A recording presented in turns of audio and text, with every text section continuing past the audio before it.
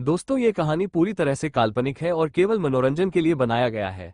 और इस कहानी में किसी भी व्यक्ति, नाम, उत्पाद या वास्तविकता का अपमान नहीं किया गया है। अगर आप लोग हमारे PRM नॉवल चैनल पर नए हैं तो वीडियो को लाइक और चैनल को सब्सक्राइब जरूर करें, ताकि हम आप तक ऐसी वीडियो पहुंचाते रहें। अगर एपिसोड में कहीं कोई गलती होती है तो आप कमेंट करें, हम उसे फिर से अपलोड करेंगे। धन्यवाद। आप देख रहे हैं the legendary warrior episode 21। CH-21 soul spirit evolve. आसमान से आ रही गुर्राहट एक भयानक दहाड़ में बदल गई, जैसे कोई दिव्य जानवर आसमान में गुस्से से दहाड़ रहा हो। उस दहाड़ से सभी स्टूडेंट के सोल स्पिरिट बाहर आकर उस सोल स्पिरिट के सामने सिर झुकाने लग गए। फिर एक सुनहरे रंग का ड्रैगन आसमान से जमीन पर आ रहा था। ये तो golden divine dragon soul spirit है। ये राशिद वीर रघुनाथ का बेटा है। वैसी ही सोल स्पिरिट नहीं, यह सोल स्पिरिट उससे भी ज्यादा ताकतवर है, हेडमास्टर चौंक कर बोले।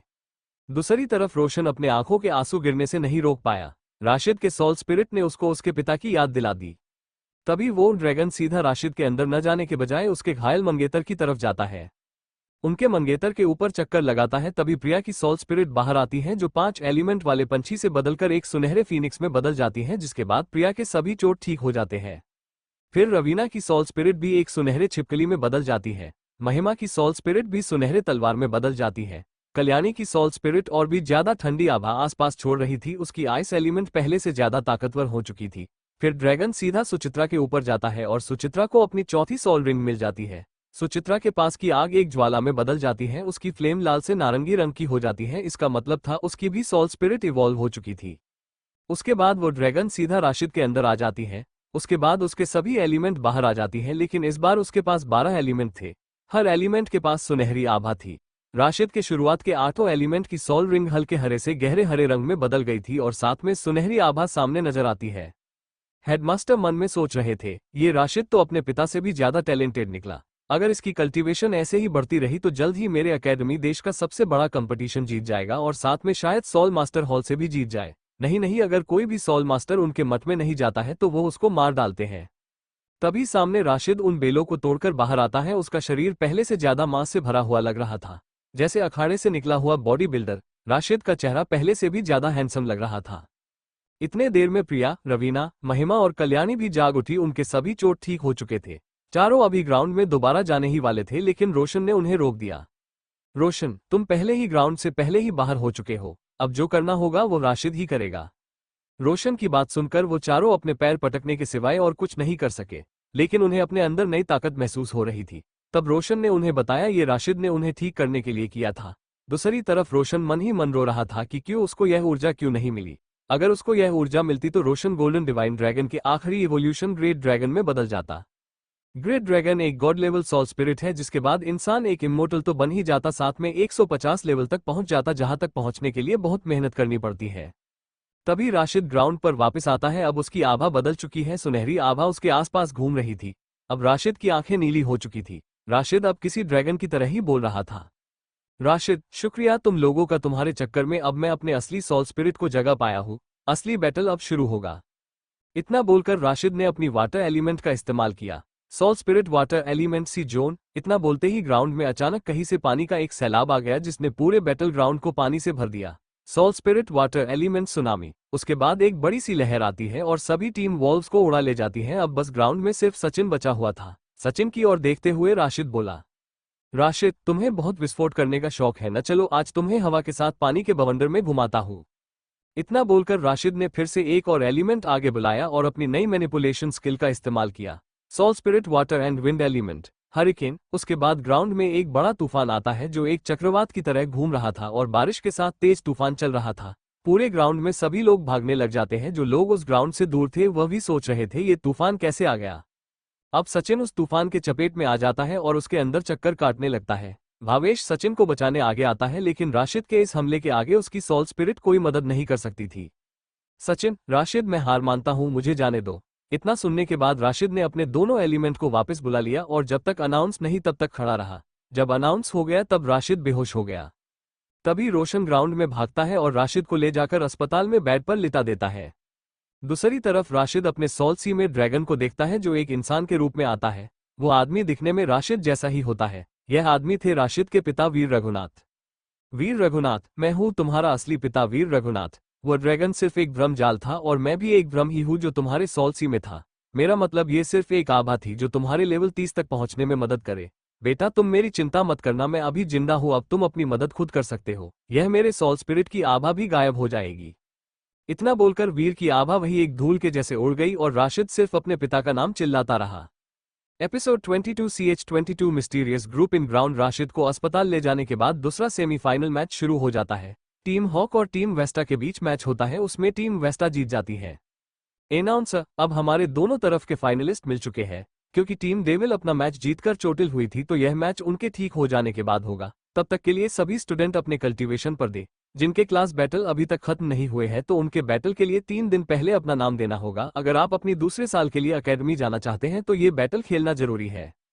इतना बोलकर सभी ग्राउंड खाली कर देते हैं। उधर साहिल करीब 2 दिन तक बेहोश रहने के बाद जाग उठा। जिस हिसाब से उसकी हालत थी उस हिसाब से उसको 1 हफ्ता लगता ठीक होने में। उसके सोल स्पिरिट ने उसकी मदद करी थी। रोशन, अब तुम ठीक हो। मुझे लगा था तुम्हें ठीक होने में 1 हफ्ता लगेगा, मगर उससे ज्यादा मजबूत हो। तुमने 12 एलिमेंट जागृत किए हैं, मतलब तुम्हारे बहुत सारे सोल रिंग भरने पड़ेंगे। लेकिन तुम्हारे नए एलिमेंट कौन से हैं ये भी जानने की जरूरत है। इतना सुनने के बाद राशिद अपने सारे एलिमेंट देखने लगा और फिर बोला, मेरे नए 4 एलिमेंट डार्क, लाइट, शेडो और टाइम एलिमेंट है। रोशन, टती तुम्हारे पास टाइम एलिमेंट है, इसका मतलब तुम एक इकलौते हो जिसके पास टाइम एलिमेंट है। टाइम एलिमेंट बहुत ही मुश्किल से किसी के पास होता है। राशिद, तो भैया मैं समय को काबू कर सकता हूँ। रोशन, हाँ तुम अपने इस एलिमेंट से समय को कंट्रोल कर सकते हो, लेकिन इस एलिमेंट को हमेशा इमरजेंसी के लिए रखना। इसकी मदद से तुम अपने दुश्मन की पकड़ से दूर भाग सकते हो, उनको एक जगह रोककर। तो इस एलिमेंट को अभी छुपाकर रखो। राशिद अपने भाई की बात समझ जाता है और अपने इस एलिमेंट को छुपाने के लिए रवीना से इल्यूजन करने के लिए बोलती है ताकि किसी को पता नहीं चले कि यह टाइम एलिमेंट है। रोशन, अब तुम सभी ठीक हो चुके हो तो अपना आखिरी बैटल भी खत्म कर दो। इस पर राशिद हामी भरता है और चला जाता है अपने आखिरी बैटल को लड़ने। दूसरी तरफ टीम वेस्टा एक नया चाल बना रही थी जिसमें वह राशिद को फिर से रोकना चाहते थे। शुभम, हमें राशिद को पहले हराना होगा क्योंकि उसका ही इस टीम का main control type soul spirit है। उसकी सोल स्पिरिट कंट्रोल के साथ साथ डिफेंस और अटैक भी कर सकता है।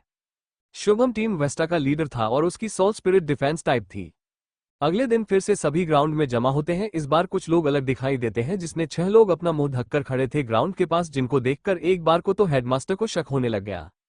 हेडमास्टर, रोशन जाकर देखना कहीं यह लोग सोल मास्टर हॉल से तो नहीं है। अगर यह सोल मास्टर हॉल से है तो इनको मुझसे मिलने जाने को बोलना।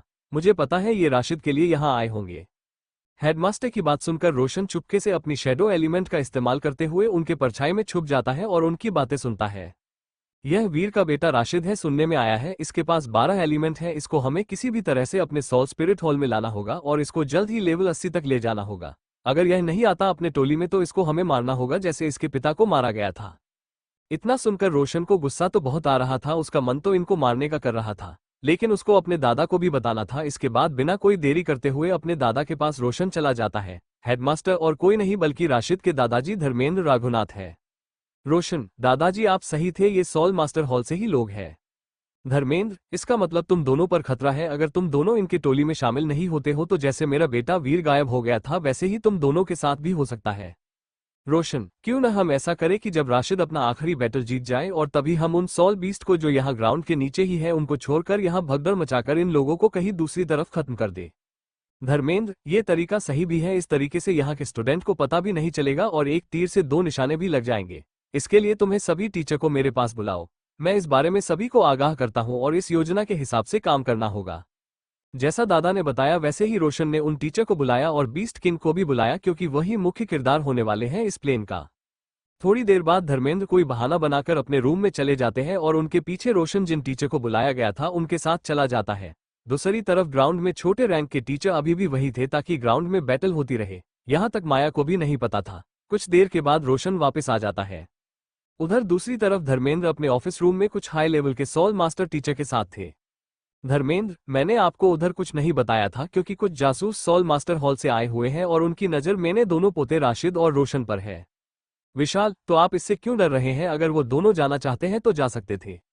धर्मेंद्र, मेरे दोनों पोते नहीं जाना चाहते, लेकिन इन सोल मास्टर हॉल वालों को अगर कोई मना करता है तो यह उसको मार डालते हैं। राशिद के पास इकलौता टाइम एलिमेंट भी है। बीस्ट किंग, टाइम एलिमेंट ये तो बहुत दुर्लभ है, तो आप चाहते हैं कि हम राशिद को बचाएं तो हम इसके लिए तैयार हैं। बीस्ट किंग की बात सुनकर सभी टीचर मान जाते हैं। Episode 23 CH23 final match and headmaster battle. Headmaster की बात से सभी सहमत थे। उसके बाद सभी के नीचे ग्राउंड पर चले गए और बाकी तैयारी करने लग गए और वह भी उसे ग्रुप से छुपाकर। उधर दूसरी तरफ रोशन राशिद के कान में कुछ बोलता है।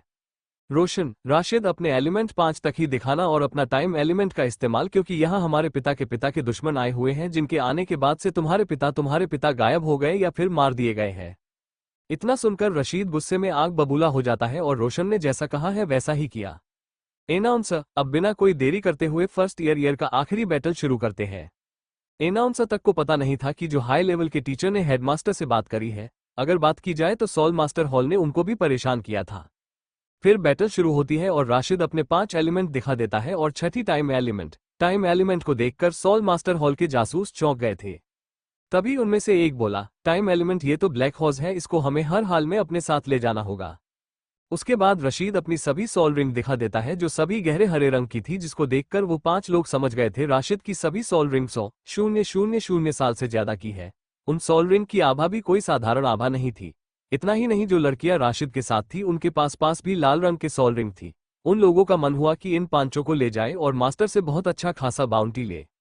इसके बाद रशीद अपने एलिमेंट का इस्तेमाल करता है, soul spirit fire element, meteor shower. इसके बाद उन विरोधी के 5 लड़कों पर उल्काओं की बारिश होती है।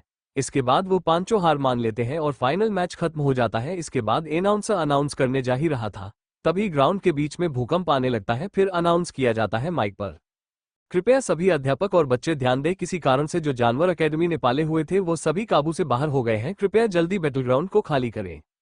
फिर सभी टीचर बच्चों को अकादमी में वापस भेजने लग गए। सब कुछ प्लान के अकॉर्डिंग था, इसलिए राशिद और बाकी सभी टीचर वही थे। सभी बच्चों के जाने के बाद हाई लेवल के टीचर और राशिद ही ग्राउंड में बचे थे। हेडमास्टर, सभी टीचर खेलो, इन ग्रुप वालों को कोई भी बचकर न जाए। यहाँ से पहले इनके चक्कर में मेरा बेटा खोया है, अब इनको मैं अपने पोतों को ले जाने नहीं दूंगा। राशिद, पोता, क्या आप मेरे दादाजी हैं? हेडमास्टर, हाँ बेटा, मैं तुम्हारा दादाजी हूँ। धर्मेंद्र रघुनाथ, जो तुमसे सब कुछ छुपा रहा था क्योंकि मैं तुम्हें नहीं बताना चाहता था, लेकिन अब तुम्हारे ऊपर खतरा बढ़ चुका है, इससे तुम्हारे सामने आना जरूरी था। यही लोग हैं जिनकी चक्कर में तुम्हारे पिताजी गायब हुए थे। इतना सुनकर रशीद और नहीं रुक पाया और उसने अपने सभी एलिमेंट सामने जाहिर कर दिए, जिसको देखकर तो वे 5 लोग घबरा गए थे। ये 13 एलिमेंट के साथ है, इसका मतलब ये तो हमको पल भर में खत्म कर सकता है। हेडमास्टर, बेटा रशीद, मुझे यहाँ से संभालने दो, मुझे इनसे अपने बेटे का बदला लेना है। इतना बोलकर धर्मेंद्र ने अपनी सॉल स्पिरिट को बुलाया, जो गोल्डन डिवाइन ड्रैगन ही थी, लेकिन उसकी सभी सॉल रिंग सुनहरी रंग की थी। 8 सुनहरी सॉल रिंग, इनके पास सभी गॉड लेवल की सॉल रिंग है, इनसे जितना मुश्किल ही नहीं नामुमकिन है, जल्दी यहाँ से भागो सभी। इतना बोलकर 5 लोग अलग अलग दिशा में भागने लग गए, लेकिन जाते कहाँ, सभी तरफ टीचर ने उन्हें घेर रखा था। कुछ देर के मुठभेड़ के बाद उन 5 को पकड़ लिया गया। हेडमास्टर, तुमने वीर को मार डाला है, अगर नहीं तो वो कहाँ है, बताओ हमें।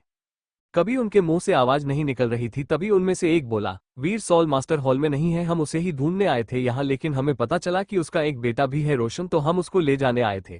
तो हमें उसका दूसरा बेटा राशिद का भी पता चला, तो हम दोनों को ले जाने आए थे ताकि हम अपने लीडर से एक अच्छा बोनस ले सके। जहां तक वीर की बात है, वो कभी सॉल मास्टर हॉल गया ही नहीं था, उसने मना किया था, तो उसे मारने के लिए कुछ लोग भेजे गए थे जो कभी वापस आए ही नहीं। इतना सुनकर हेडमास्टर ने उन सभी को मार डाला, क्योंकि यहाँ कोई दूसरे क्लास के बच्चे नहीं थे, तो इसको सबसे छुपा दिया गया और ग्राउंड के अच्छे से सफाई कर दी गई, एक खून की बूंद नहीं छोड़ी गई। अगले दिन हेडमास्टर अपने ऑफिस में सोच रहे थे कि वीर वहां नहीं है तो कहाँ गया, मगर इतना साफ था कि वीर अभी जिंदा था और दुनिया से छुपा हुआ था। तभी रोशन ऑफिस में आता है। दादाजी, क्योंकि अब बैटल खत्म हो चुके हैं, तुम्हें रशीद को ट्रैपिस्ट प्लेनेट पर ले जा सकता हूँ। रशीद को अपनी तीसरी सॉल रिंग भी चाहिए होगी, उससे पहले उसको एक सोल वेपन देनी होगी जो शायद इस प्लेनेट पर मिल सकती है। हेडमास्टर, हाँ रोशन, तुम सही कह रहे हो, राशि की कल्टीवेशन लेवल हमसे अलग है, तो उसको सोल वेपन भी वैसा चाहिए होगा। राशिद अब 13 एलिमेंट कंट्रोल कर सकता है, उसको उस ड्रैगन की सोल वेपन देनी होगी जिसमें पूरे 20 एलिमेंट कंट्रोल हो सकते हैं। इतना बोलकर रोशन हेडमास्टर के रूम से चला गया और दूसरे प्लांट पर जाने की तैयारी करने लग जाता है। दूसरी तरफ राशिद अपने कमरे से बाहर नहीं आ रहा था, उसके बॉडी में फिर से बदलाव आ रहे थे। राशिद अभी भी सोच रहा था ये किस तरह का बदलाव है। Episode 24 CH24 dragon armour and soul master hall. Rashid अपनी बॉडी में बदलाव को देख रहा था और सोच रहा था कि यह क्या हो रहा है उसके बॉडी में। तभी राशिद को अपने बॉडी के ऊपर की स्किन पहले से सख्त होती हुई दिखाई दे रही थी। कुछ वक्त बीत जाने के बाद राशिद के बॉडी के ऊपर एक कवच जैसा कुछ नजर आ रहा था। राशिद, ये कुछ कवच जैसा लग रहा है, लेकिन कवच जैसा भारी नहीं है, मगर मजबूत उतना ही लग रहा है।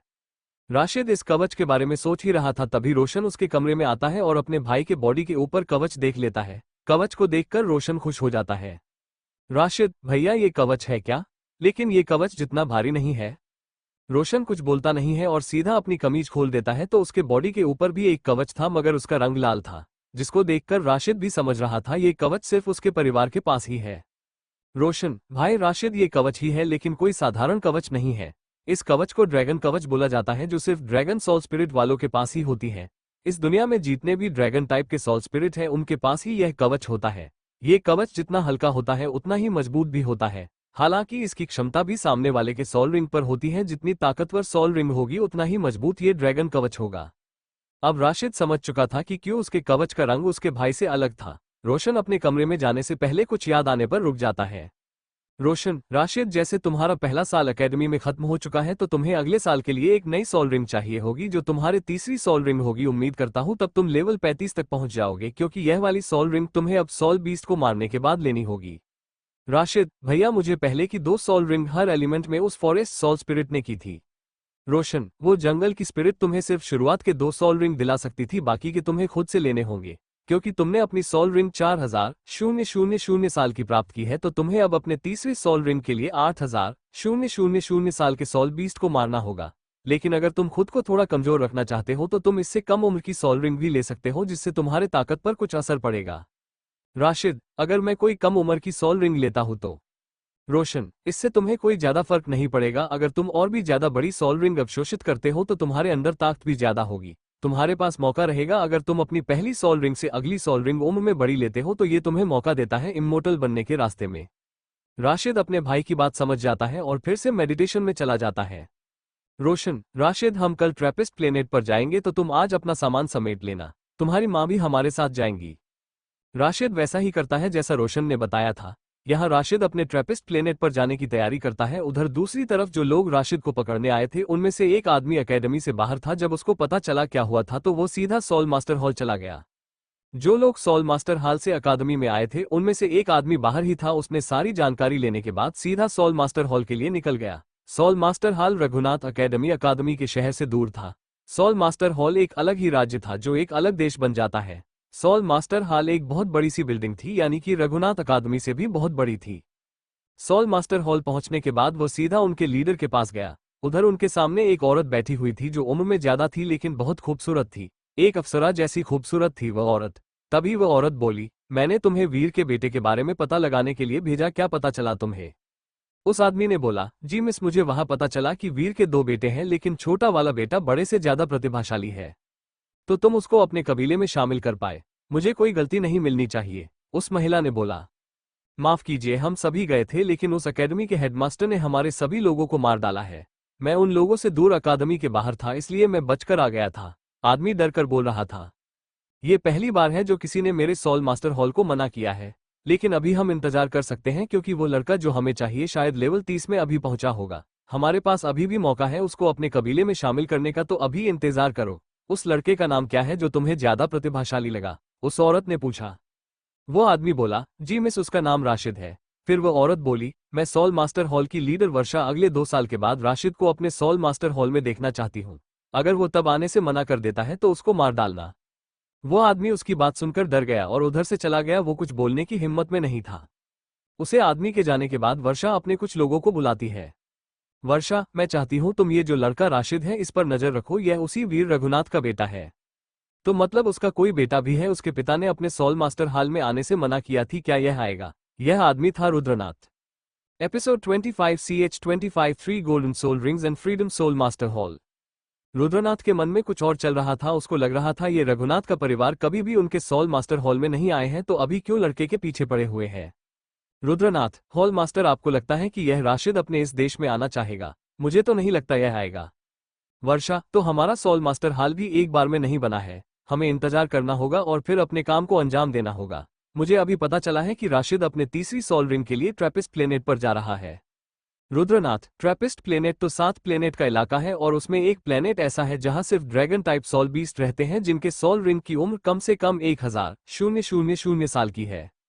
वर्षा, तो राशिद की पहली सोल रिंग भी 2000 साल की है, इसलिए ही मैं उसको अपने सोल मास्टर हॉल का सबसे बड़ा सैंड बनाना चाहती हूँ। ये सुनकर रुद्रनाथ हैरान भी था और डरा हुआ भी था। राशिद की सोल रिंग की उम्र उसके सोल रिंग से भी ज्यादा थी। उसके पास सिर्फ सोल रिंग ज्यादा थी, उसके 9 सोल रिंग होने की वजह से ही वो राशिद के लिए मुश्किल खड़ी कर सकता है। 3 सोल रिंग मिलने के बाद राशिद को रोकना उसके लिए मुश्किल हो जाएगा। उधर दूसरी तरफ राशिद को ट्रेपिस्ट जाने से पहले अपने सभी सोल रिंग को पूरा करने के लिए पहले ल्यूटन बी पर वापस आना पड़ता है। जब उस फॉरेस्ट स्पिरिट को पता चला कि राशिद के पास 12 एलिमेंट है तो वो फॉरेस्ट स्पिरिट भी हैरान हो गई थी। फॉरेस्ट स्पिरिट, तुमने अब अपने आखिरी सभी एलिमेंट को जागृत कर लिया है, अब तुम और एलिमेंट जागृत नहीं कर सकते हो। मेरे पास तुम्हारे सभी एलिमेंट के लिए सोल रिंग मिल सकती है, लेकिन एक एलिमेंट में दिक्कत है। राशिद, वो कौन सा एलिमेंट है? फॉरेस्ट स्पिरिट, तुम्हारा टाइम एलिमेंट, इसके लिए तुम्हें अपने सभी एलिमेंट की सोल रिंग से ज्यादा बड़ी सोल रिंग लेनी पड़ेगी, जिसमें तुम्हें दिक्कत भी आएगी, शायद 1 हफ्ते तक भी नहीं जाग पाओगे। राशिद, तो मेरी पहली सोल रिंग टाइम एलिमेंट में कितने उम्र की होगी? फॉरेस्ट स्पिरिट, 10,000 साल की सुनहरी सोल रिंग। इस सोल रिंग के बाद तुम्हारी सभी सोल रिंग 10,000 साल की होगी। ये सिर्फ तुम्हारे टाइम एलिमेंट में होगा, क्योंकि टाइम एलिमेंट सबसे ज्यादा दुर्लभ एलिमेंट है। राशिद को पता नहीं था कि वो इतनी बड़ी उम्र की सोल रिंग अवशोषित कर सकता था या नहीं, लेकिन वो कोशिश जरूर करना चाहता था। इस बार राशिद ने जो भी सोल रिंग अवशोषित करी थी सभी गहरे हरे रंग की थी। सभी एलिमेंट में सोल रिंग आने के बाद अब राशिद को 2 सोल रिंग टाइम एलिमेंट में लेने थे। राशिद ने अपने टाइम एलिमेंट को सामने किया और कोशिश करी सोल रिंग लेने की। तभी राशिद के आसपास एक सुनहरी आभा आने लगती है। राशिद को सोल रिंग अवशोषित करने में परेशानी, लेकिन वो हार नहीं मानना चाहता था। तभी के टाइम एलिमेंट में एक सुनहरी आभा भी बल्कि 3 आभा आए, जिसके बाद राशिद को दिक्कत आने लगती है। सभी परेशानी को सहने के बाद राशिद के पास अपने टाइम एलिमेंट में 3 सुनहरी रंग की सोल रिंग दिखाई देती हैं, जो पहले से भी ज्यादा ताकतवर आभा उत्सर्जित करने लगती है। रोशन, 3 सुनहरी सोल रिंग जिसमें हर सोल रिंग में 10,000 साल का अंतर है, तो राशिद की टाइम एलिमेंट तीसरी सोल रिंग 30,000 साल की है। बाप रे, अब राशिद अकेले सामना कर सकता है। जब राशिद ने अपने सभी सोल रिंग पूरे कर लिए तो रोशन उसको बताता है कि क्यों सोल मास्टर हॉल उनके प्लेनेट पर नहीं आते। ल्यूटन बी पर एक अलग हॉल है जो सोल मास्टर हॉल की दुश्मन है। उस हॉल में सोल मास्टर हॉल से ज्यादा ताकतवर सोल मास्टर है। अगर राशिद चाहता है तो वो उस हॉल को ज्वाइन कर सकता है। रोशन, राशिद, ये हाल जो मैं तुम्हें बता रहा हूँ इसमें ज्यादातर लेवल 90 के सोल मास्टर है। ये हाल किसी को भी अपनी मनमानी नहीं करने देता है। जो भी किसी हाल को ज्वाइन करना चाहता है तो यह उसके ऊपर है, तुम उसके ऊपर अपना हक नहीं जता सकते हो। इस सोल मास्टर हॉल का नाम फ्रीडम सोल मास्टर हॉल है। अगर तुम इसको ज्वाइन करते हो तो ये तुम्हारे साथ कुछ सोल मास्टर को साथ में ट्रैपिस्ट में भेज देंगे, ताकि तुम सुरक्षित अपने सोल रिंग लेकर वापस आ सको। राशिद अपने भाई की बात मान जाता है और उसी हॉल में जाने की तैयारी करने लगता है। हॉल में जाने के बाद राशिद को सामने एक महिला दिखती है जो उसी की उम्र की लग रही थी। वो लड़की बोली, क्या आप freedom soul master hall join करना चाहते हैं? मेरा नाम सोनाली है, आपको जो भी दिक्कत आती है तो आप मुझसे पूछ सकते हैं। राशिद, मैं इस हॉल को ज्वाइन करना चाहता हूं, लेकिन मेरे पीछे प्लेनेट पृथ्वी की सोल मास्टर हॉल लगी पड़ी है। उस सोल मास्टर हॉल को ज्वाइन करना का मेरा कोई मन नहीं है। प्लेनेट पृथ्वी की सोल मास्टर तुम्हारा कुछ नहीं बिगाड़ सकता है। जब तुम इस सोल मास्टर हॉल को ज्वाइन कर लोगे तो मेरे भतीजे राशिद, बहुत दिनों बाद तुम्हें फिर से देख रहा हूं। ये बोलने वाला और कोई नहीं बल्कि राशिद के चाचा शाहिद थे। राशिद, चाचा आप यहाँ कैसे? आपको नागा आश्रम नहीं जाना था? शाहिद, बेटा राशिद, तुम्हारे सामने जो आश्रम दिखाई दिया था वह झूठ था। वो सभी इस सोल मास्टर हॉल के हिस्सा हैं जिनको तुमने उस आश्रम में देखा था। ये रखे तुम्हारे कुलपति जो एक लेवल 95 के सोल मास्टर है और अब लेवल 100 पर जाने वाले हैं, जिसके बाद यह इमोर्टल बन जाएंगे। तभी शाहिद के पीछे से कुलपति आते हुए दिखाई देते हैं, जो 80 की उम्र से अब 40 साल के जवान दिखाई दे रहे थे। अब वो बिना किसी सहारे के खड़े थे, जिसको देखकर राशिद भी हैरान था। कुलपति, बेटा राशिद, माफ करना, हमने तुमसे सब कुछ छुपाया। हम तुम्हें बताना नहीं चाहते थे कि हम भी एक अलग सोल मास्टर हॉल है, लेकिन तुम्हारे ऊपर खतरा नहीं आए इसलिए हमने खुद को छुपा रखा था। Episode 26 CH26 journey to trappist star system. कुलपति, मैं इस सोल मास्टर हॉल का लीडर हूँ, मेरा नाम सुमन है। तुम्हारे सोल मास्टर बनने के हिस्से में मुझे जिम्मेदारी सौंपी गई थी। इस सोल मास्टर हॉल को बनाने वाले तुम्हारे पिताजी थे, तो तुम इस सोल मास्टर हॉल के उत्तराधिकारी हो। राशिद को कुछ समझ नहीं आ रहा था। वो सिर्फ इस हॉल में अपने लिए मदद मांगने आया था और यहाँ उसको पता चलता है वो यंग मास्टर है इस सोल मास्टर हॉल का। सुमन, मुझे पता है कि तुम क्या सोच रहे, तुम्हें यहाँ से मदद चाहिए ताकि तुम ट्रैपिस्ट पर जाकर अपनी तीसरी सोल रिंग प्राप्त कर सको और रैंक 4 के सोल मास्टर बन सको। राशिद, जी, आपको कैसे पता चला कि मुझे आपसे मदद चाहिए थी? सुमन, तुम्हारे दादा और देविका ने मुझे बोला था। हालांकि तुम्हारे नाना भी ग्रैंड सोल मास्टर है, तब भी मैं तुम्हारे साथ 2 लोग भेजूंगा। उसमें से एक खुद सोनाली जाएगी और एक ग्रैंड सोल मास्टर जाएंगे। राशिद, ये ग्रैंड सोल मास्टर कौन है? सुमन, ग्रैंड सोल मास्टर वो लोग हैं जिनके पास 9 सोल रिंग होती है। ग्रैंड सोल मास्टर सिर्फ साधारण लोग पहुंच सकते हैं, इससे ऊपर जिनके पास ताकत होती है वही पहुंच सकते हैं। राशिद, वो ग्रैंड सोल मास्टर कौन है जिन्हें आप भेजना चाहते हैं? सुमन, तुम्हारे चाचा शाहिद जो लेवल 98 तक पहुंच चुके हैं। उन्होंने अकेले ही सोल मास्टर हॉल को बर्बाद कर दिया था। राशिद को अब कोई चिंता नहीं थी, अगर उसके चाचा सही में इस लेवल तक पहुंच चुके थे तो ये राशिद के लिए सही था। राशिद अब बिना कोई देरी किए सीधा प्लेनेट पृथ्वी के लिए रवाना हो गया। इस बार राशिद को दूसरे स्पेसशिप में भेजा गया था जो रशीद को 1 महीने के अंदर प्लेनेट पृथ्वी पर भेज देता है। ट्रैपिस्ट प्लेनेट पर जाने के राशिद को 50 प्रकाश वर्ष की दूरी तय करनी थी जिसमें 5 महीने लगने थे, लेकिन जिस स्पेसशिप से राशिद प्लेनेट पृथ्वी पर आया था उससे राशिद को 2 महीने लगने वाले थे। ये स्पेसशिप उसके नाना की थी जो 3 प्रकाश वर्ष की रफ्तार से चलता था। राशिद को ट्रैपिस्ट प्लेनेट जाने से पहले दूसरे तरीके के कपड़े पहनने जरूरी थे जो उसको सौर ज्वाला से बचा सके। चूंकि ल्यूटन बी का तारा भी ट्रैपिस्ट सितारे जैसा था, लेकिन Luyten b planet trappist planet से गोलाई में बड़ा था तो वो उसके सौर ज्वाला को रोक सकता था, लेकिन ट्रैपिस्ट तारे के प्लेनेट उतना नहीं रोक सकते थे। ट्रैपिस्ट प्लेनेट के सभी निवासी जमीन के अंदर बसे हुए थे ताकि जो सौर ज्वाला आए उससे बच सके। देविका, बेटा राशिद, अब तुम जिस प्लेनेट पर जाने वाले हो उस प्लेनेट पर अब तुम्हें अलग तरह के लोग दिखाई देंगे। जिन लोगों के बारे तुमने सुना होगा जैसे अफ्रीकन अमेरिकन, सभी इसी प्लेनेट के हिस्से में रहते हैं क्योंकि यहाँ 3 प्लेनेट रहने के लायक है तो उन लोगों ने इसी प्लेनेट को चुना। राशिद ने इन लोगों के बारे में सुना था, ये सभी उसके लोगों से बिल्कुल अलग दिखते थे। चूंकि राशिद भारतीय मूल से था तो वह दिखने में उन लोगों से अलग हो सकता था। चूंकि उन लोगों को पहुंचने में मदद भारतीय वैज्ञानिकों ने की थी इसलिए वो भारतीयों को बहुत इज्जत करते थे। उधर दूसरी तरफ चीन ने खुद का अलग सोलर सिस्टम बनाया था जो कहाँ है किसी को नहीं पता। यहाँ तक चीनी लोग कहाँ गायब हो गए किसी को पता नहीं था। बहुत से लोग मानते हैं कि वो लोग किसी दूसरे डायमेंशन में चले गए हैं। अब राशिद के साथ आए लोगों ने बिना कोई देरी किए सीधा प्लेनेट ट्रैपिस्ट बी की ओर रवाना हो गए। स्पेसशिप हवा में उड़ने के बाद कुछ ही सेकंड में गायब हो गई और प्लेनेट के वायुमंडल से बाहर निकल गई। राशिद उस स्पेसशिप से बाहर का नजारा देख रहा था, तभी स्पेसशिप एक लाल रंग के प्लेनेट के पास से निकली जिसमें उसके तरह ही रिंग थी। राशिद, माँ, ये कैसा प्लेनेट है जिसमें हमारी तरह ही रिंग है? देविका, यह इस तारे का पहला ग्रह था, इसका नाम एप्सिलो एरिदानी बी है। अब हमारे पृथ्वी के आने के बाद इसका नाम अब सी हो चुका है। अभी तुम्हें एक और प्लेनेट दिखाई देगा। ये सभी प्लेनेट गैस से बने हुए हैं क्योंकि इनका साइज बहुत बड़ा है, इसके वजह से।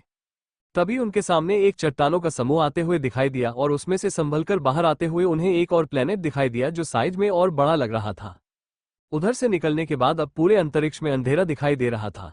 असीमित अंधेरा, सिर्फ दूर से तारे दिखाई दे रहे थे। राशिद साफ साफ देख पा रहा था सभी सितारों के रंग अलग थे। कुछ साइज में बड़े और छोटे दिखाई दे रहे थे, कुछ ज्यादा ही चमकीले और कुछ कम चमकीले। काल भैरव, राशिद बेटा, जिन तारों को तुम देख रहे हो उनमें से कुछ साइज में इतने बड़े हो सकते हैं जिनकी तुम अनुमान भी नहीं लगा सकते हो। हमारी पृथ्वी भी पहले एक नारंगी सितारे नहीं बल्कि पीले सितारे से आसपास चक्कर काट रहा था। सूरज के आखिरी समय चल रहा था। अगर उस वक्त कदम नहीं उठाया जाता तो इस प्लेनेट को बचाया नहीं जा सकता था, लेकिन इस प्लेनेट को बचाने के लिए हमें इसको दूसरे सितारे के पास ले जाना पड़ा। उसके लिए हमें पहले पूरे पृथ्वी को खाली करना पड़ता है, फिर इस प्लेनेट को हमें उस सितारे के पास से ले जाना पड़ता है। तुम जो सामने एक खूबसूरत सा नेबुला देख रहे हो ना, वहीं पर एक सफेद तारा है। वही पुराना पिला तारा सूरज है जो कभी पृथ्वी का मैन तारा हुआ करता था। राशिद अब सभी बातें सुन रहा था। उसको तब सब कुछ पता चलता है जैसे इंसान की भी आखिरी समय होता है वैसे ही तारों का भी आखिरी समय होता है। ऐसे बात करते हुए 2 महीने का समय कब निकल जाता है राशिद को पता ही नहीं चलता है और वो अपने मंजिल पर पहुंच जाते हैं। Trappist episode 27 CH-27 battle capsule. Rashid वहां देखता है तो उसको 7 प्लेनेट ऐसे लग रहे थे जैसे ये सभी एक दूसरे से लाइन में घूम रहे हो। इधर के सभी प्लेनेट लाल रंग के दिख रहे थे क्योंकि सभी प्लेनेट उस लाल तारे की वजह से ऐसे लग रहे थे। राशिद को पता चलता है कि उसको सीधा तीसरे प्लेनेट पर जाना होगा। उसको अपने तीसरे और चौथे सोल रिंग के लिए तीसरे प्लेनेट पर जाना होगा क्योंकि ड्रैगन सोल बीस्ट बहुत ही गर्म जगह पर रह सकते हैं और जहां वह रहते हैं उस जगह को अपने हिसाब से बदल सकते हैं। स्पेसशिप चौथे प्लेनेट यानी ट्रैपिस्ट 1E पर उतरती है जहां राशिद खुद को हल्का महसूस कर रहा था। ये प्लेनेट पृथ्वी से भी साइज में छोटा था। ऊपर से राशिद ल्यूटन बी पर रहता था जो पृथ्वी से भी साइज में बड़ा था। उस प्लेनेट पर उतरने के बाद राशिद को अपना सिक्योरिटी चेक करना पड़ता है। जब देविका ने इसके बारे में पता किया तो पता चला कि स्पेस पायरेट्स ने कुछ समय से यहाँ सभी को परेशान किया हुआ था। स्पेस पायरेट्स एक चोरों का गिरोह था जो स्पेस में एक प्लेनेट से दूसरे प्लेनेट पर चोरी करते फिरते हैं। ये चोरों का गिरोह इतना बड़ा था कि इनके पास अपने खुद के बैटलशिप भी थे जिनसे ये किसी भी स्पेसशिप को अंतरिक्ष में ही खत्म कर देते थे। सब कुछ चेक होने के बाद राशिद के साथ सभी लोगों को लेने के लिए अलग से कार आई हुई थी। देविका, सही में यह अंग्रेज लोग सुधरेंगे नहीं, यहाँ भी उन्होंने अपनी मनमानी शुरू कर दी है। इतना बोलकर वह भी एक कार में बैठ गई और गाड़ियां चल पड़ी। 1 घंटे के बाद गाड़ी एक बड़े से बिल्डिंग के पास खड़ी हो गई जो इतनी ऊंची लग रही थी जिसको देखकर राशिद भी देखता रह गया। तभी एक लड़की बाहर आती है जो कम से कम 30 की उम्र की लग रही थी। आप सभी लोग प्लेनेट पृथ्वी से आए होंगे, आप यहाँ इस बिल्डिंग में ठहर सकते हैं। यह आपके कमरों की चाबियां हैं, सुरक्षा कारण के वजह से आप सभी को अलग कमरे में रहना होगा। इतना बोलकर वो लड़की सभी को लिफ्ट के साथ एक मंजिल पर ले गई। ये पूरी मंजिल उनके लिए थी, इनमें सभी तरह चीजें थी। Online battle capsule, swimming pool, television, सभी तरह की सुविधा थी यहाँ पर, जिसको देखकर राशिद के नाना बिना कोई इंतजार किए सीधा एक सोफे पर लेट जाते हैं। देविका, पिताजी आप भूल रहे हैं कि हम यहाँ किस लिए आए हुए हैं। हमें राशिद और सभी को सोल रिंग देने के लिए यहाँ लाए हैं और आप अपने शौक पूरे कर रहे हैं।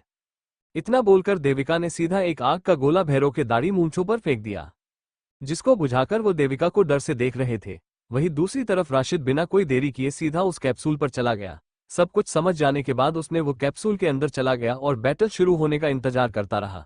उसने अपना नाम अनडिफीटेड वॉरियर दिया। फिर क्या एक यूजर आता है जो उसे चैलेंज करता है, जिसका नाम स्टॉर्म किलर था। बिना कोई देरी किए दोनों में बैटल होता है। शुरुआत में दोनों लात घुसों से काम चला रहे थे। राशिद की फुर्ती उस सामने वाले यूजर पर भारी पड़ रही थी। स्टॉर्म किलर, क्यों न हम दोनों अपने सोल स्पिरिट से हमला करें। राशिद, ठीक है, मगर फिर मत कहना मैंने तुम्हें हरा दिया है। इतना बोलकर उस यूजर ने अपनी सोल स्पिरिट को सामने दिखाया। सोल स्पिरिट पहाड़ी भालू। ये सोल स्पिरिट पूरी तरह से डिफेंस टाइप की थी। उसके बाद राशिद ने भी अपनी सोल स्पिरिट भी दिखा दी। उसके बाद दोनों की सोल रिंग दिखाने की बारी आई। उसमें सामने वाला यूजर राशिद की सोल रिंग देखकर हैरान रह गया, क्योंकि राशिद ने सिर्फ शुरुआत के एलिमेंट बाहर दिखाए थे। सामने वाला यूजर उसके सोल रिंग के रंग को देखकर हैरान था। उसने पहले कभी ऐसे रंग के सोल रिंग नहीं देखे थे। स्टॉर्म किलर, तुम जरूर इस प्लेनेट पर नए आए होगे, तभी तुम्हारे पास ऐसे रंग के सोल रिंग है। राशिद, हाँ, मैं ल्यूटन बी से आया हूँ, इस ट्रैपिस्ट प्लेनेट पर। स्टॉर्म किलर, ल्यूटन बी, मतलब तुम जरूर भारतीय हो, क्योंकि वो प्लेनेट भारतीयों ने चुना था और तुम अभी जरूर ट्रैपिस्ट एक ई पर होगे। सबसे पहले उसी प्लेनेट पर लोगों को आना पड़ता है, तभी वो दूसरे प्लेनेट पर जा सकते हैं। इसके बाद दोनों में फिर से बैटल शुरू हो गया। Fire element meteor shower. इसके बाद आसमान से उल्का की बारिश होने लगती है। इसके जवाब में उस यूजर ने भी अपनी स्किल शुरू कर दी, सोल स्पिरिट एब्सोल्यूट डिफेंस। इसके बाद उसके ऊपर एक बड़ी सी दीवार आ जाती है, लेकिन तब भी उसकी शील्ड टूट जाती है और इसके बाद वो मैच हार जाता है। वो दोबारा वापस आ जाता है। स्टॉर्म किलर, अरे भाई, तुम्हारे सोल रिंग कितने साल की है? कम से कम 100,000 साल की होगी तुम्हारी सोल रिंग। राशिद, मेरी सबसे कम सोल रिंग भी 2000,000 साल की है। बाकी मेरे पास 2 सोल रिंग है। दूसरी सोल रिंग 4000,000 साल की है। ये सुनकर तो वो यूजर डर ही गई थी। वो यूजर जिसका नाम स्टॉर्म किलर था, वो एक लड़की थी। उसके पास 4 सोल रिंग थी, जो कम से कम 20,000 के हिसाब से अलग थी। स्टॉर्म किलर, क्या मुझे तुम्हारा कॉन्टैक्ट इन्फॉर्मेशन मिल सकता है? राशिद, ये चीजें मेरे वहां नहीं चलती हैं। मैं कुछ समय के लिए यहाँ आया हूँ अपने आगे के 2 सोल रिंग लेने के लिए। उसके बाद मैं वापस प्लेनेट पृथ्वी पर चला जाऊंगा। स्टॉर्म किलर, प्लेनेट पृथ्वी, यानी तुम भी शायद रघुनाथ अकेडमी में होगे, क्योंकि तुम्हारी सोल स्पिरिट भी रघुनाथ परिवार के सोल स्पिरिट जैसी लग रही है। यानी कि मैं तुमसे जल्द ही उसी अकेडमी में मिलूंगी। राशिद, मेरा नाम राशिद रघुनाथ है। मैं रघुनाथ अकेडमी के हेड का पोता हूँ। स्टॉर्म किलर, मेरा नाम लियो यामाटो है। मैं रघुनाथ अकेडमी में तुमसे जल्द ही मिलूंगी। इतना बोलकर वो लड़की बैटल रूम छोड़कर चली जाती है। Episode 28 CH-28 Sonali is alien. Rashid battle capsule से बाहर निकालने के बाद सीधा हाल में चला जाता है। उधर से भी हाल में तैयारी कर रहे थे, तभी देविका रशीद के सामने आती है। देविका, बेटा राशि, तैयार हो जाओ, हम अभी दूसरे प्लेनेट पर जाने वाले हैं। तुम्हें अपनी तीसरी और चौथी सोल रिंग भी लेनी है। इस कॉस्ट्यूम को पहन लो, ये तुम्हें गर्मी से बचाएगी, क्योंकि हम तीसरी प्लेनेट पर जाने वाले हैं, जो इस सौर मंडल का तीसरा ग्रह है। इतना सुनकर राशिद ने वो कॉस्ट्यूम पहन ली थी। मैं कॉस्ट्यूम सही में अजीब सा था, पूरे चांदी के रंग का, जिसको बहन का रशीद को ठंडक लग रही थी। और आशीष समझ चुका था यह उसको गर्म जगह में जिंदा रहने के लिए है। उसके बाद सभी अब उसे होटल से निकल जाते हैं और चल देते हैं तीसरी प्लेनेट पर जाने के लिए। तभी राशि को कोई आवाज आती है, जो सिर्फ उसे ही सुनाई देती है। राशिद, मेरे पास आओ। तुम्हारे पास ड्रैगन ब्लड लाइन है, जो सील है, जिसको तुम्हें अनलॉक करना है। तो तुम्हारे पास भी अपने सोल स्पिरिट की भी सोल रिंग होगी, जो फिजिकल कम आएगी। ये सुनकर रशीद आसपास देखा तो है, उसे कुछ पता नहीं चला। राशिद, यह आवाज कैसी थी जो मुझे सुनाई दे रही है और किसी को नहीं? सभी को देखकर पता लग रहा है कि इन्हें कुछ सुनाई नहीं दे रहा है। तभी राशिद को खोया देखकर देविका बोलती है, देविका, तुम इतने खोए हुए क्यों लग रहे हो? कुछ हुआ है क्या? राशिद, नहीं, मुझे लगा जैसे कोई मुझे बुला रहा है। इतना बोलकर राशिद आगे बढ़ जाता है, जहां से उन्हें उस प्लेनेट पर जाना था, जहां उसको अपनी तीसरी और चौथी सोल रिंग लेनी थी। वहीं दूसरी तरफ इसी सौर मंडल के आखिरी प्लेनेट, जहां बहुत ठंड थी और बर्फ की मोटी चादर थी, वहीं एक हिस्से में रोशनी आ रही थी। उधर एक आदमी और एक ड्रैगन था, दोनों जैसे किसी चीज पर बात कर रहे थे। ड्रैगन, मैं तुम्हारे बेटे से अपनी सोल रिंग जोड़ने के लिए तैयार हूं, लेकिन तुम्हें मेरे बच्चों की हिफाजत अपने कंधों पर लेनी होगी। वीर रघुनाथ, मैं इतने वक्त से तुम्हारे बच्चों की हिफाजत करते आया हूं, तो आगे भी मैं या फिर मेरे कबीले से कोई करेगा। तुम बिना किसी फिक्र के जा सकते हो, तुम्हारी कल्टीवेशन पूरी हो चुकी है। तुम किसी भी वक्त अपना शरीर छोड़ दोगे तो इससे बढ़िया यही रहेगा कि तुम मेरे बेटे की ब्लड लाइन जगा दो। वो ड्रैगन मान गया था क्योंकि वह भी वीर से जुड़ा हुआ था। वो ड्रैगन कोई और नहीं था बल्कि एक गोल्डन डिवाइन ड्रैगन था। गोल्डन डिवाइन ड्रैगन सिर्फ सॉल स्पिरिट नहीं बल्कि एक सॉल बीस्ट के रूप में भी है।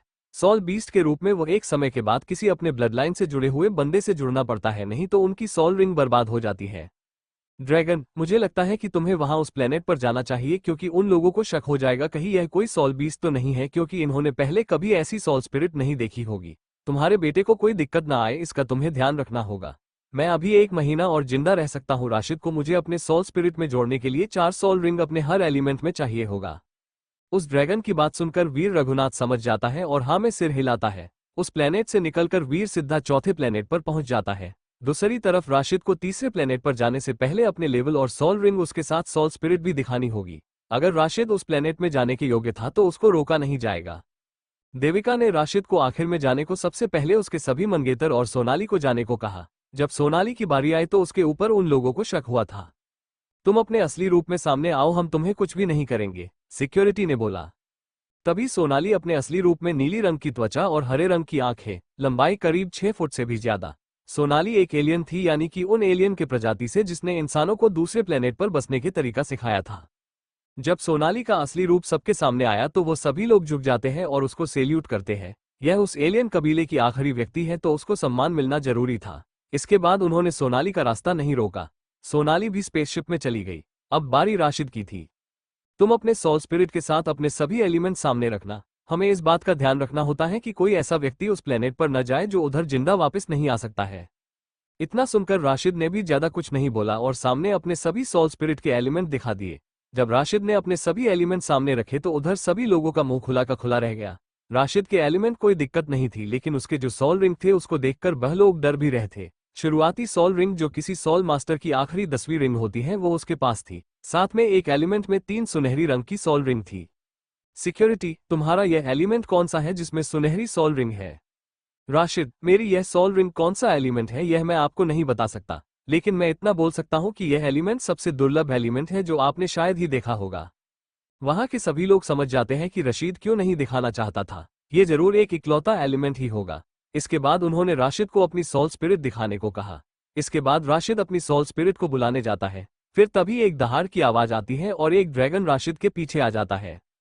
Episode 29 CH29 9 grand soul master. जैसे ही राशिद ने अपने सॉल स्पिरिट को बाहर बुलाया तो तभी सिक्योरिटी गार्ड ने अलार्म चालू कर दिया। इसके बाद सभी लोग अपने डिफेंस पोजीशन में आ जाते हैं। ये देखकर दिव्या और उसके मंगेतर भी हमले की स्थिति में आ जाते हैं, लेकिन वह अपने सॉल स्पिरिट का इस्तेमाल नहीं कर सकते थे क्योंकि जिस प्लान में वह लोग थे उसमें पहले ही एक सिस्टम लगा हुआ था जो सभी के सॉल स्पिरिट को सील कर देता था। तभी स्पेसशिप में से एक महिला ने बोला, हमें राशिद की अच्छे से जांच करनी है कि कहीं यह कोई स्पिरिट बीस्ट तो नहीं है, क्योंकि इसकी सॉल स्पिरिट भी उसी सॉल बीस्ट जैसी है जिसको हमारे प्लेनेट के ग्रैंड सॉल मास्टर अपने लेवल 100 पर जाना चाहते थे। देविका, मेरा बेटा सॉल बीस्ट नहीं हो सकता है क्योंकि उसको मैंने ही जन्म दिया है, उसको जाने दो। रोशन यहाँ देविका के साथ नहीं आया था, वो वही उसी बिल्डिंग में रुका हुआ था। उसको किसी इमरजेंसी के लिए उनके साथ आने से देविका ने मना किया था। रोशन भी ग्रैंड सॉल मास्टर था, लेकिन उसने ये सभी से छुपा कर रखा हुआ था। रोशन वहां राशिद की मदद के लिए जा ही रहा था, तभी उसके कान में किसी की आवाज आती है, रोशन तुम्हें कुछ नहीं करना है, आगे मैं सब कुछ संभाल लूंगा। रोशन, पिताजी यह आप ही है क्या? वीर, हाँ निकम्मे, मैं तुम्हारा पिता ही हूँ, आखिर तुमने मुझे पहचान ही लिया। इतना बोलकर वीर रोशन के सामने आता है और रोशन वीर को देखकर सीधा उनके गले मिल जाता है। वीर भी अपने बेटे से काफी समय बाद मिल रहा था, उसके भी आंखों में नमी थी। वीर, मुझे सब कुछ पता है कि तुम क्यों जा रहे हो। मुझे हमारे सॉल स्पिरिट जैसे सॉल बीस्ट ने सब कुछ बता दिया है। वो राशिद को सॉल बीस्ट समझ रहे हैं और राशिद इंसान भी होगा तो भी वह नहीं छोड़ेंगे इसको। रोशन, तुम मेरे साथ चल सकते हो, जब तक मैं न बोलूं तब तक तुम वहां हमला मत करना, मुझे राशिद की क्षमता देखनी है। रोशन ने वीर की बात सुनकर हाँ में सिर हिलाया और दोनों अपने सॉल स्पिरिट से हवा से बातें करते हुए उड़कर जाते हैं। दूसरी तरफ राशिद को घेर कर गार्ड खड़े थे और उसको कुछ करने नहीं दे रहे थे। तभी हवा में उसको 9 लोग दिखाई देते हैं। उन्होंने आते ही राशिद पर सवाल का तीर चलाया, तुम बहुत दिन छिप लिए गोल्डन डिवाइन ड्रैगन बीस्ट, अब तुम हमारे सीनियर की सॉल रिंग बनने जा रहा हो। राशिद, मैं कोई सॉल बीस्ट नहीं हूं, मैं एक इंसान हूं जिसके बाद soul spirit golden divine dragon की है। इतनी जल्दी क्या है, हम पहले तुम्हारी बॉडी की टेस्टिंग करेंगे, अगर तुम इंसान निकलते हो तो तुम्हें छोड़ दिया जाएगा, लेकिन एक शर्त पर, उन 9 लोगों ने बोला। राशिद, वो कौन सी शर्त है, पहले तुम चेक करवाओ। तभी एक गार्ड सामने आता है और राशिद की एक उंगली पर एक चीरा लगा दिया। फिर राशिद के खून की कुछ बूंदें एक डिब्बे में डाल ली। इसके बाद खून की एक बूंद हर एक अलग हिस्से में डाल दी थी। फिर हर खून के बूंद पर अलग अलग केमिकल जो खून के बारे में बताता है, तो उसमें साबित हो जाता है कि राशिद एक इंसान था, जिसको जानकर वो सभी 9 सॉल मास्टर हैरान थे। राशिद, अब ये तो साबित हो गया है कि मैं एक इंसान हूँ, अब अपनी शर्त बताओ। तब वहीं सभी ग्रैंड सॉल मास्टर बोले, तुम्हें हमारे कबीले में रहना होगा आज से, नहीं तो हमें हराकर जाना होगा। ये सुनकर राशिद गुस्सा हो गया। उसको पहले किसी ने उसके ऊपर हक दिखाने की हिम्मत नहीं की थी। राशिद ने सीधा ही अपने लाइटनिंग एलिमेंट को सामने बुलाया, फिर सीधा ही स्किल चल दी, soul spirit lightning element thunder tackle. इसके बाद फिर लाइटनिंग के 9 बिजली की किरणें आसमान से उन लोगों पर जाती है। सभी ग्रैंड सॉल मास्टर उस स्किल को हल्के में ले रहे थे और अपने हाथ से रोकने की कोशिश कर रहे थे, लेकिन राशिद की पावर उनके अंदाजे से ज्यादा ही ताकतवर थी। उसने सीधा ही सभी ग्रैंड सॉल मास्टर को नुकसान पहुंचा दिया। तेरी इतनी हिम्मत, अब तुम यहां से जिंदा बचकर नहीं जाने वाले। सभी ग्रैंड सॉल मास्टर अब राशिद पर हमला कर रहे थे। फिर राशिद ने बिना कोई देरी किए सीधा टाइम एलिमेंट चला दिया। Time element time stop. इसके बाद सभी ग्रैंड सॉल मास्टर वही जमकर रह गए, वो खुद को जरा सा भी नहीं हिला पा रहे थे। तभी उन ग्रैंड सॉल मास्टर में से कोई बोला, टाइम एलिमेंट, ये टाइम एलिमेंट है जो करोड़ लोगों में एक होता है, इसको हमें मारना ही पड़ेगा। तभी उनमें से 3 आदमी ने जैसे तैसे उस स्किल को तोड़ दिया और राशिद पर हमला करने आगे बढ़ते हैं, लेकिन राशिद उन्हें देखकर मुस्कुरा रहा था। तभी फायर एलिमेंट फायर स्कॉच। इसके बाद जितने भी ग्रैंड सॉल मास्टर थे सभी आग के लपटों के बीच में तप रहे थे।